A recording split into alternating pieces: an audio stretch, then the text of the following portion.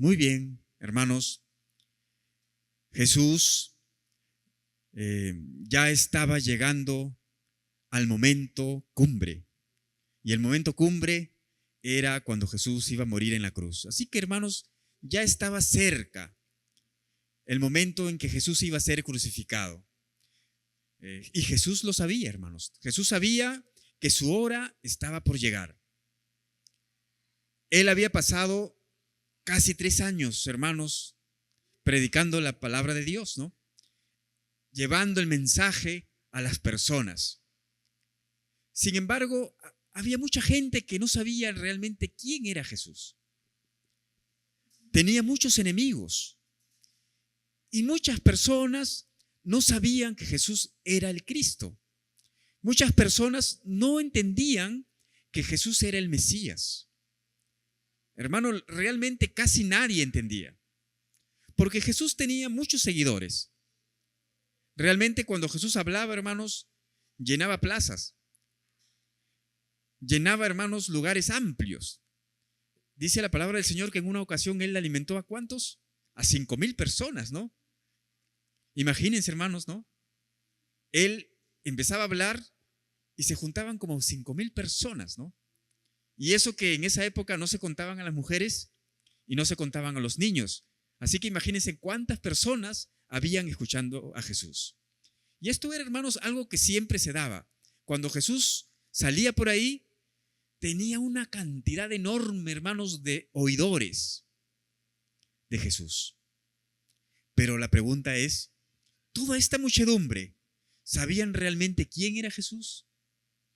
¿Toda esta gente entendía que Jesús era el Mesías? ¿Que Jesús había venido a la tierra para morir por todos ellos? No, hermanos, no lo sabían. Ellos simplemente se acercaban porque Jesús hablaba muy bonito, ¿no? Y les escuchaba, y cuando escuchaban a Jesús, simplemente se quedaban maravillados porque Jesús hablaba con autoridad. Otras personas se acercaban a Jesús por interés, porque estaban enfermos y habían escuchado por ahí que ese Jesús sana, ¿no? Y se acercaban para ver si eran sanados. Pero, hermanos, no sabían realmente el por qué Jesús estaba en la tierra. No sabían exactamente, hermanos, por qué Jesús estaba entre la gente. No lo sabían. Y ya estaba llegando el momento en que Jesús tenía que ser crucificado. Por eso, hermanos, que Jesús quería saber si sus discípulos, no la gente, hermanos, sino sus discípulos íntimos, me refiero a los 12 discípulos. Si los 12 discípulos sabían realmente quién era Jesús. Jesús había convivido con él casi 3 años. Había dormido con ellos, había desayunado, había almorzado con ellos. Ellos habían sido testigos de los milagros de Jesús. Pero realmente sus discípulos, los más allegados, ¿sabían quién era Jesús realmente? ¿O tampoco entendían quién era Él? Así que Jesús, hermanos, les lanza una pregunta a sus discípulos y les dicen, ¿quién dice la gente que soy yo? Una pregunta que después viene otra pregunta más personal, ¿no? Les pregunta, ¿qué dice la gente que viene a escuchar, ¿no? Que se para aquí para escuchar cuando yo predico. ¿Qué dicen la gente acerca de mí? ¿Qué creen que soy yo? Entonces sus discípulos le trasladan a Jesús lo que escucharon de por ahí, ¿no? Lo que la gente decía, lo que se decía por ahí. Y ellos le dicen a Jesús, bueno, Jesús, algunos piensan que eres Juan el Bautista, ¿no? Otros por ahí piensan que eres Elías y otros Jeremías y otros por ahí piensan que eres alguno de los profetas. ¿Qué tal descripción, no, hermanos? ¿Qué tal descripción acerca de Jesús? 4 características, ¿no? Algunos decían que era Juan el Bautista, otros pensaban que era Elías, otros pensaban que era Jeremías y otros pensaban que eran algún otro profeta de por ahí, ¿no? Pero ninguno de ellos sabía realmente que Jesús era el Hijo de Dios, era el Mesías enviado para salvarnos, hermanos. Ni uno de ellos. Juan el Bautista, hermanos, era el más reciente, ¿no? El último de los profetas, ¿no? Inclusive algunos discípulos de Jesús habían sido discípulos de Juan el Bautista. Pero Juan el Bautista ya había muerto, hermanos. Pero la gente pensaban que Jesús era la reencarnación de Juan el Bautista, ¿no? O que el espíritu de Juan el Bautista se había posicionado de Jesús y Jesús venía en reemplazo de Juan el Bautista. Porque nosotros tenemos que tener en cuenta, hermanos, que Jesús y Juan el Bautista vivieron casi en la misma época, ¿no? Vivieron casi en la misma época. Juan el Bautista bautizó a Jesús, ¿no? Pero la gente pensaba, pues, que de alguna manera, pues, ¿no? Ya murió Juan el Bautista, el espíritu de Juan el Bautista se había reencarnado en Jesús. Y ahí está, ¿no? El sucesor de Juan el Bautista. Bueno, hermanos, esa distinción no es menor, ¿no? Porque Juan el Bautista está considerado como uno de los grandes profetas de Dios. Así que le digan a Jesús, Juan el Bautista, era una comparación muy alta. ¿Y qué decir, hermanos, con los que pensaban que Jesús era Elías, ¿no? Otro de los grandes profetas, ¿no? De Dios. Elías, hermanos. ¿Quién no quisiera que le comparen con Elías? Y otros pensaban que era Jeremías. Pero, hermanos, Jesús no era ni Juan el Bautista, no era Elías, no era la reencarnación de Jeremías y no era ningún profeta del pasado, hermanos. Era algo superior. Era alguien que estaba por encima de todos ellos. Jesús, hermanos, ¿quién era? El Hijo de Dios, hermanos. Y Jesús se queda pensando, ¿no? Así que eso dice la gente de mí. Y Jesús le lanza una pregunta un poquito más personal. Y aquí nosotros, hermanos, tenemos que ponernos a pensar, ¿no? Porque Jesús va y pregunta, así como les preguntó a sus discípulos, Jesús realmente le está preguntando a uno por uno, ¿no? A cada uno de los 12. ¿Y ustedes? ¿Quién decís que soy yo, no? La gente puede decir muchas cosas, pero ustedes que están conmigo, ustedes que han visto todos los milagros, todas las maravillas que he hecho, ¿no? Ustedes han visto cuando yo liberé a él, al endemoniado gadareno. Ustedes vieron cuando yo sané a los leprosos, ¿no? Ustedes fueron testigos. Ustedes vieron cuando yo alimenté a los 5,000. Ustedes vivieron conmigo. Hemos comido juntos, hemos dormido juntos. ¿Se acuerdan cuando estaban en la barca y hubo una tormenta? ¿Y se acuerdan cuando ustedes empezaron a tener miedo y pensaban que iban a morir? Y yo estaba durmiendo y me despertaron y yo me levanté y ustedes vieron cuando yo, bajo mis órdenes, mandé que el mar y la tempestad cese y el mar me obedeció y hubo una gran bonanza. ¿Se acuerdan de eso? Ustedes que convivieron conmigo, ustedes que tenían una relación personal conmigo, ustedes, ¿quién dicen que soy yo? Yo creo, hermanos, que los discípulos, incluido Pedro, no entendían exactamente quién era Jesús. Pero también creo, hermanos, que Pedro, iluminado por el Espíritu Santo, lanza una de las frases que describen de manera perfecta quién era Jesús. Una de las frases, hermanos, que hasta hoy se reconocen. Simón Pedro dijo, y yo creo, hermanos, que respondió a nombre de los 12. Dijo lo siguiente: tú eres el Cristo, el Hijo del Dios viviente. ¿Bien? Tú eres el Cristo, el Hijo del Dios viviente. Hermanos, una frase con un profundo significado, hermanos, que describe realmente quién es Jesús. Al principio Jesús les pregunta, ¿quién dicen los hombres que es el Hijo del Hombre? Y cuando Jesús pregunta eso, se está refiriendo a él mismo. Y Jesús mismo se está diciendo el Hijo del Hombre.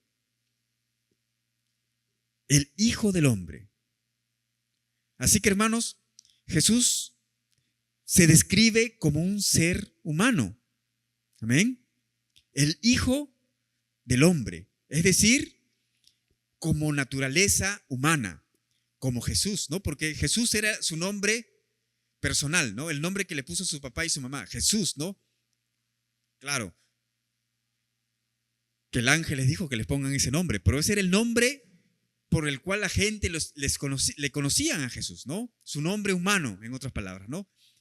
Yo soy Jesús, ¿no? Yo soy Jesús. Pero Pedro dice, tú eres el Cristo. ¿Y qué significa Cristo, hermanos? Cristo es una palabra griega, ¿no? Que también tiene su paralelo en el hebreo, que es el Mesías, ¿no? El Mesías. Al final, Mesías y Cristo significan el ungido. El ungido. ¿Ven? Así que Pedro le está diciendo, tú eres el ungido, ¿no? Ahora, hermanos, en esta época, muy poca importancia le damos a la palabra unción, ¿no? En la iglesia se usa mucho la palabra unción, ¿no? Oh, no, siento tu unción, ¿no? Y hermanos, ¿cuántos han recibido la unción? Decimos, ¿no? Pero, hermanos, el significado de unción en esa época era un significado un poco más grande de lo que ahora nosotros entendemos. Cuando una persona era ungida, hermanos, era realmente escogida por Dios para un propósito. Y si Dios te escoge, hermanos, no hay nada que se pueda oponer, porque Dios te escogió. El profeta Samuel fue a la casa de David cuando David era un muchachito. ¿Y qué hizo? Lo ungió. ¿Cómo lo ungió? ¿Cómo qué? Como rey de Israel. Pero David era, hermanos, un jovencito, un adolescente. Y fue ungido por un profeta de Dios como el rey de Israel. ¿Qué había pasado, hermanos? Esa unción que recibió David significaba que Dios lo estaba escogiendo para un propósito. ¿Cuál era ese propósito? Ser rey de Israel. Amén. Faltaba muchos años, hermanos, para que eso se haga realidad, pero Dios lo escogió. Y en el camino pasaron muchas cosas. Dios movió las circunstancias, hermanos, para que David fuera rey. Dios movió las circunstancias para que David pueda matar al gigante Goliat y eso haga que la gente lo reconozca a David. Al final, el rey Saúl tuvo celos de David y quiso matarlo. Oposición. Amén. Oposición a los planes de Dios. Quiso matarlo, hermanos, lo persiguió. David tuvo que salir huyendo. Pero en los planes de Dios, ¿qué cosa estaba? Que David tenía que ser rey. Así que, hermanos, así Saúl persiga a David, así haya querido matarlo, no iba a poder, porque David ya estaba escogido de parte de Dios para ser el rey de Israel. Y se cumplió, hermanos, ¿sí o no? Se cumplió, hermanos. Al final, a pesar de la oposición de Saúl, David fue proclamado rey de Israel. Y qué gran rey, hermano, ¿no? Qué gran rey. Con David, el pueblo de Israel obtuvo las mayores conquistas, hermanos, y el territorio de Israel se expandió de manera enorme, ¿no? Con el rey David. Así que, hermanos, la unción en esa época representaba algo sagrado. Si Dios te ungía, ya no hay nada que se pueda interponer, hermanos. Tenía que cumplirse el propósito de Dios en la vida de la persona que estaba ungida. Todo israelita y todo judío entendía eso. Entendía la perfección cuando una persona era ungida. Ahora no, hermanos, ahora prácticamente nosotros, la palabra unción tiene un significado relativamente menor, ¿no? Y ungimos a cualquier persona a veces, ¿no? Pero ungir, hermanos, a una persona era algo algo muy sagrado en esa época. Así que cuando Pedro dice, tú eres el ungido o tú eres el Cristo, ¿no? Pedro está diciendo unas palabras de mucho significado, de un propósito muy grande, hermanos. Tú eres el ungido, tú eres el Mesías, tú eres el escogido por Dios, tú eres el Hijo del Dios viviente. Amén. Gloria al Señor, hermanos. Así que, hermanos, Jesús es el Cristo. Amén. Pero Jesús también es Jesús, su nombre humano. Amén. Y Cristo es, hermanos, en realidad su propósito divino de Jesús, ¿no? Nosotros decimos Jesús, pero también lo reconocemos como Cristo, y nosotros como cristianos al final decimos Jesucristo, ¿no? ¿Sí o no? Jesucristo decimos, y con tanta frecuencia nosotros decimos Jesucristo, ¿no? Pero Jesucristo es en realidad la unión de estos dos nombres, un nombre humano y un nombre venido de parte, y un título realmente, ¿no? Venido de parte de Dios, Cristo, Jesucristo, hermanos. Jesús ha sido, hermanos, 100% humano, pero Jesús también es 100% Dios. Como humano, Jesús pasó las mismas cosas que todos nosotros pasamos. Jesús pasó hambre, Jesús pasó tentaciones, hermanos, como humano que fue. Jesús pasó tentaciones cuando Satanás lo tentó, ¿se acuerdan? Jesús también pasó miedo, hermanos. Cuando Jesús estaba a punto de morir, cuando estaba a punto de que los soldados romanos lo atrapen, Jesús se puso a orar y lleno de temor le dijo, Padre, si es posible que pase esta copa, que sea así, pero si tu voluntad es que no, que se haga como tú digas, ¿no? Jesús estaba lleno de temor, hermanos, como ser humano. Jesús ha sido tal como tú, hermanos. Por eso, hermanos, que Jesús nos comprende en nuestra debilidad. Por eso que Jesús comprende todas las situaciones que nosotros pasamos como seres humanos. Pero Jesús también es 100% Dios. No hay ni un poquito de divinidad disminuida en Jesús. Él es 100% Dios. Solamente que Jesús, dice la palabra de Dios en Filipenses, que Jesús se despojó de esa divinidad. Se despojó.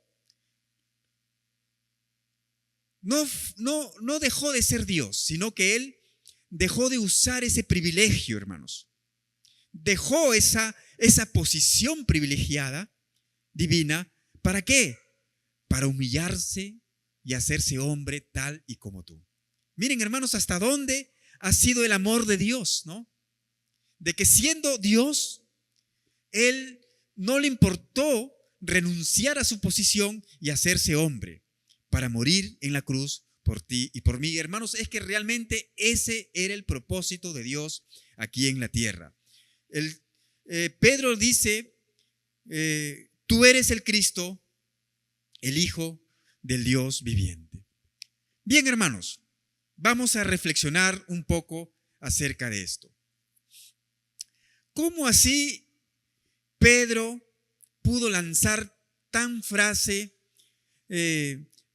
tan profunda y tan real acerca de Jesús? ¿Y por qué los demás discípulos, que no eran los 12, sino los demás discípulos, la muchedumbre que seguía a Jesús, no entendía realmente quién era Jesús y pensaba que Jesús era el profeta, pensaban que Jesús era el Juan el Bautista, que era Elías, Jeremías, ¿no? Otros decían por ahí otro profeta menor, ¿no? ¿Por qué no lograron entender tal como los discípulos lograron percibir en Jesús? ¿Por qué esa diferencia, hermanos? ¿Ustedes han pensado en eso, hermanos? ¿Qué hizo que los discípulos pudieran sentir un poquito más la realidad de Jesús? Yo creo una cosa, hermanos. Había cosas en común entre los 12 y los demás discípulos. Y lo común era que todos escuchaban lo que Jesús hablaba. Jesús predicaba y lo escuchaban los 12, lo escuchaban la muchedumbre de discípulos que habían, lo escuchaban los fariseos, lo escuchaban todos, hermanos. Así que todos recibieron el mismo conocimiento, ¿ven? Todos recibieron el mismo conocimiento. Y es importante eso. Para conocer a Jesús es importante recibir la información, ¿no?, acerca de Jesús. ¿Y dónde está la información, hermanos, acerca de Jesús ahora? La tenemos en la Biblia, ¿no? En la Biblia, obviamente. Los discípulos y la gente de esa época recibieron información acerca de Jesús por las mismas palabras de Jesús. Yo creo que hasta los fariseos tenían el conocimiento de quién era Jesús porque Jesús predicaba. Es importante, hermanos, aprender y conocer un poco de Jesús. Pero hay algo que los discípulos íntimos de Jesús, me refiero a los 12, tenían que no tenían los demás. Y aquí estaba la gran diferencia. Y lo que tenían era que los 12 convivían con Jesús, mas los demás no convivían con Jesús. Todos escuchaban lo que Jesús predicaba, pero cuando se hacía de noche, toda la gente, ¿a dónde se iba? A sus casas, obviamente, ¿no?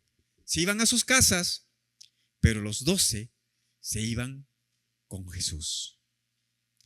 La gente en general se iban a sus trabajos, pero los 12 ya no trabajaban, se iban con Jesús.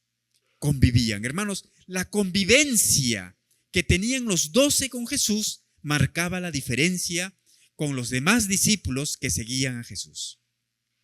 Ahí estaba la diferencia, hermanos. En otras palabras, la diferencia radicaba en que los 12 tenían una relación con Jesús y los otros no tenían una relación con Jesús. Solamente escuchaban de Jesús. Los 12 escuchaban y tenían una relación personal con Jesús. Por eso que Pedro pudo decir esta gran verdad. Tú eres el Cristo, el Hijo del Dios viviente, hermanos. Ahí está la gran diferencia, hermanos. La convivencia y la relación que una persona puede tener acerca de alguien. ¿Cuántos creen eso, hermanos? ¿Amén? Cuando uno convive con alguien, lo conoce más, ¿sí o no? Y esto se da en las parejas de novios, ¿no? Cuando hay una pareja de novios, pueden tener 2, 3 años, 4 años, 5 años. Hay novios que tienen más años y dicen que se conocen, ¿no? Pero realmente no se conocen a fondo. Realmente se van a conocer a fondo, ¿cuándo? Cuando empiecen a llevar una vida de convivencia, ¿no? Cuando se casan y empiezan a vivir juntos, ¿no? Cuando empiezan a despertar juntos, cuando duermen juntos, cuando trabajan y llegan a casa juntos, comen juntos, pasan los mismos problemas juntos. Ahí es donde realmente la pareja se empieza a conocer bien, cuando hay una relación personal de convivencia. ¿Amén? Es así, hermanos. Y eso es lo que pasó con los discípulos. Tenían una relación con Jesús cercana, hermanos, y eso hacía que ellos pudieran ver en Jesús cosas que las demás personas no lograban ver. Y los discípulos pudieron entender que Jesús era el Mesías, era el ungido. ¿Ven? Jesús pudo entender. Muy bien, hermanos. Entonces vamos a hacer una comparación, ¿no? Comparación con nosotros. Imagínense que Jesús se para en esta noche delante de nosotros y nos dicen, la gente, ¿qué dice acerca de mí? ¿Qué le dirían ustedes? ¿Le dirían, uno es el Juan el Bautista? ¿Qué dice ahora la gente acerca de Jesús, hermanos? Algunas personas piensan que Jesús no es Dios, hermanos, ¿no?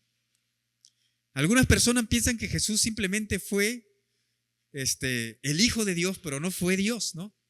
Y por lo tanto no tiene una divinidad como el Padre, ¿no? Sino que es simplemente el Hijo de Dios, pero no es Dios. Eso piensan algunos, hermanos. Otras personas piensan que Jesús simplemente fue un gran profeta, ¿no? Así como Mahoma, así como el Buda. Y solamente piensan que Jesús es así, ¿no? Los mismos judíos, hermanos, piensan que Jesús fue también uno de los profetas más, pero no se dan cuenta hasta hoy que Jesús era el Mesías.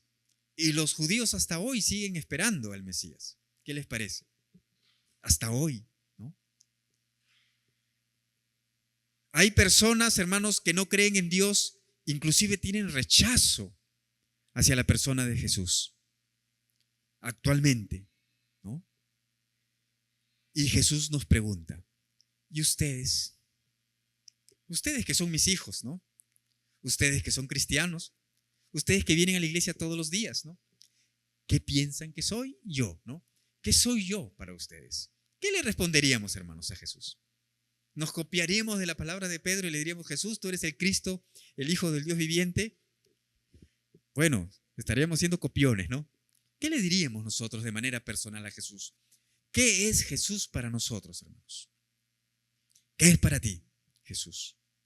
Ojo, hermanos, que nosotros tenemos también el privilegio que tenían los discípulos de Jesús. Nosotros también tenemos una relación con Jesús. Todas las personas que hemos aceptado a Jesús en nuestro corazón, tenemos una relación personal con Jesús. ¿Amén? ¿Sí o no, hermanos? Tenemos una relación personal con Jesús. Nos levantamos con Jesús. ¿Amén? Nos vamos a trabajar con Jesús. Llegamos a casa con Jesús. Venimos a la iglesia con Jesús. Nos vamos a casa con Jesús. Amanecemos con Jesús. ¿Cuántos tienen ese tipo de relación? ¿Amén? ¿O solamente cuando venimos a la iglesia estamos con Jesús y cuando salimos de la iglesia ya no estamos con Jesús? ¿Cómo es nuestra relación? No sé cómo es, hermanos, pero sea como sea, tenemos una relación con Jesús. Y la pregunta va y Jesús nos dice, ¿y ustedes? ¿Qué soy para ustedes, no? ¿Qué dices tú de que soy yo? Nosotros vamos a responder con toda seguridad. Tú eres Jesús, tú eres el Hijo de Dios, ¿no? Tú eres el que murió por nosotros en la cruz. Tú eres el Cristo, el que dio su vida en la cruz, el que derramó su sangre en la cruz. Amén. El que nos amó de tal manera que no le importó dejar de ser Dios y humillarse y hacerse humano y morir en la cruz y padecer toda ese sacrificio que pasó sin importarle nada y murió por nosotros por amor. Ese eres tú. ¿Eh? Ese eres tú. El que ahora vive en nuestro corazón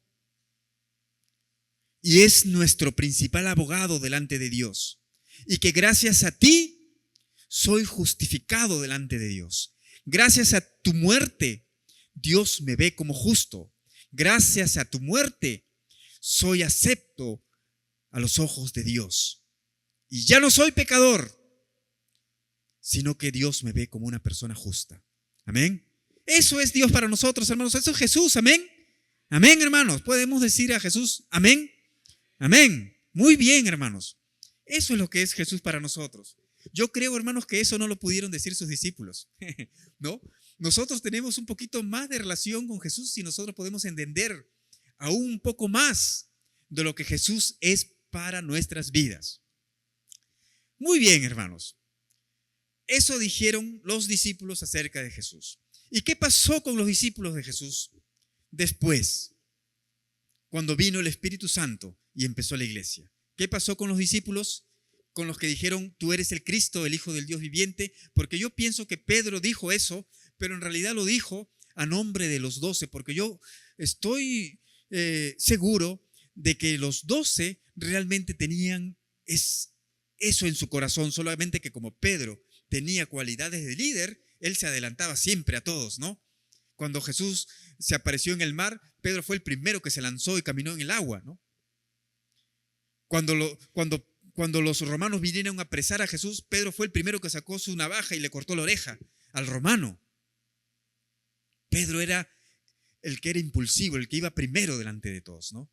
Y yo creo que los 12 discípulos pensaban eso acerca de Jesús, pero Pedro, en su cualidad de líder, fue el primero que se lanzó sin temor hablar y a decir esta gran verdad acerca de Jesús.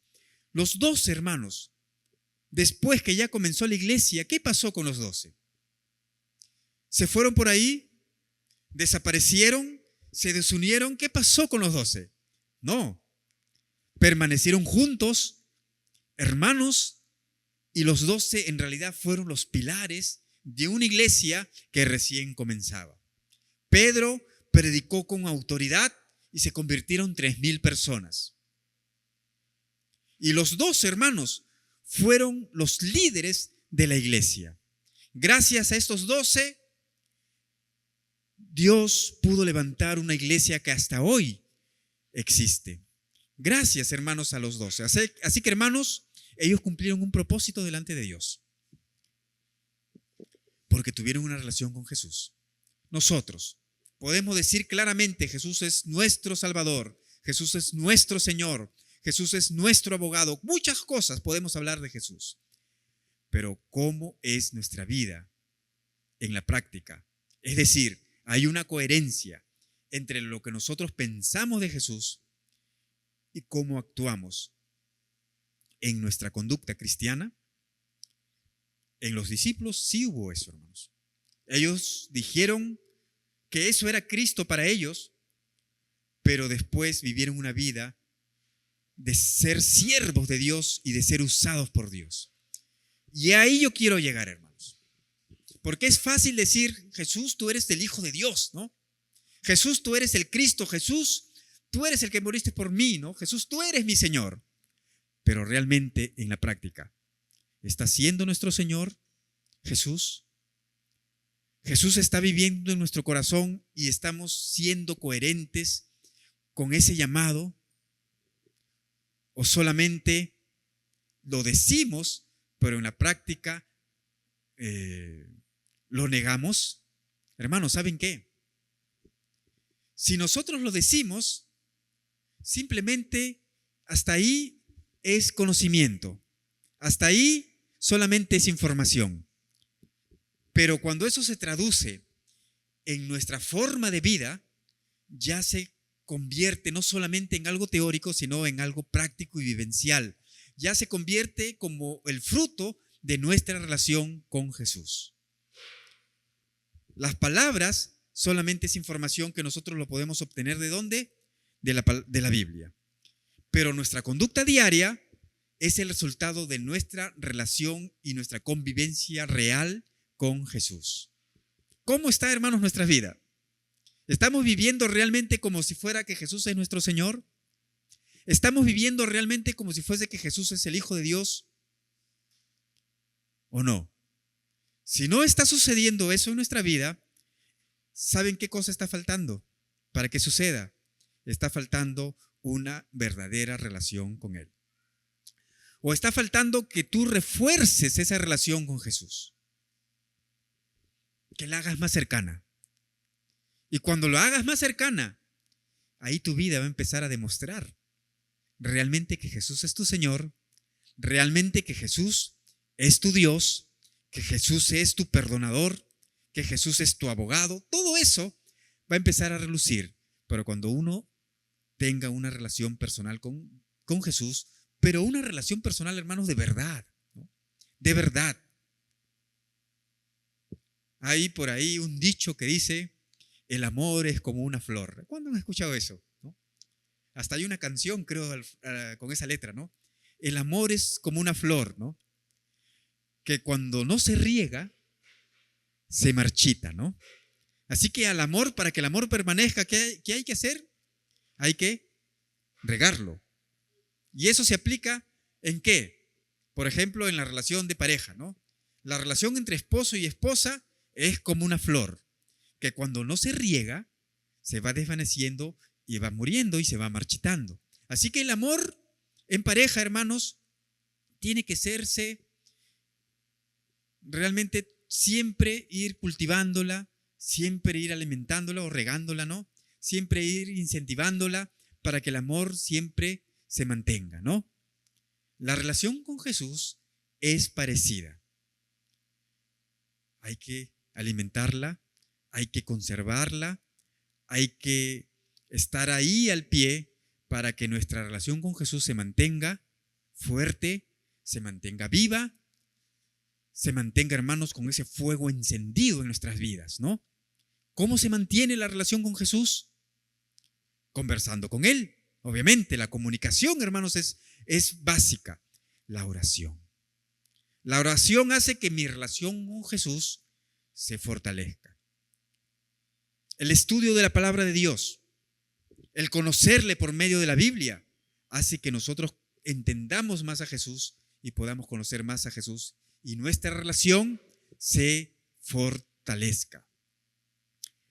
La confianza en Jesús. Cuando yo pongo a Jesús en prioridad en mi vida, cuando yo trato de vivir mi vida en torno a Jesús, es decir, cuando yo, por ejemplo, tengo un trabajo y en mi trabajo yo considero a Jesús en primer lugar, ¿no? Y sé qué trabajos hacer, qué trabajos no escoger, qué trabajos aceptar, qué trabajos rechazar, porque tengo a Jesús como centro de mi vida. La pareja que yo escoja, la escojo teniendo a Cristo en el centro de mi vida. Y como tal, voy a saber qué pareja escoger, qué pareja no escoger, como joven, ¿no? En mi familia, teniendo a Cristo en el centro, yo voy a saber cómo comportarme, yo voy a saber cómo tratar a mi pareja, cómo tratar a mis hijos, cómo tratar a mi esposa, cómo tratar a mi esposo, si es que yo tengo a Cristo en el centro de mi familia. Es decir, hermanos, cuando yo convivo con Cristo y lo tengo a Él en primer lugar, la relación con Jesús se fortalece. Y cuando sucede eso, hermanos, realmente nuestra vida va a reflejar que Jesús es mi Señor. Realmente mi vida va a reflejar que Jesús es el Hijo de Dios, que Jesús es mi perdonador, que Jesús es mi abogado, que Jesús es todo para mí, hermanos. Va a reflejar, pero eso va a ser resultado de mi relación con Jesús. Amén, amén. Amén, hermanos. Ahí la diferencia entre los 12 discípulos de Jesús y los demás discípulos que no convivían con Jesús. La diferencia está en ¿qué? En la relación personal que uno puede tener con Cristo. Gloria al Señor, hermanos. Así que, hermanos, les animo en esta noche a que reforcemos, hermanos, nuestra relación con Jesús. Es importante, hermanos, es vital en la vida del cristiano tener una relación, alimentar mi relación con Jesús. Si no, hermanos, nos vamos a convertir en simples religiosos, hermanos. Y yo no quiero eso para mi vida. Y yo sé que ustedes tampoco quieren eso para su vida. Ser unos religiosos más, ¿no? Porque ya hay muchos, hermanos. Hay muchos religiosos. Y Jesús no necesita religiosos, hermanos.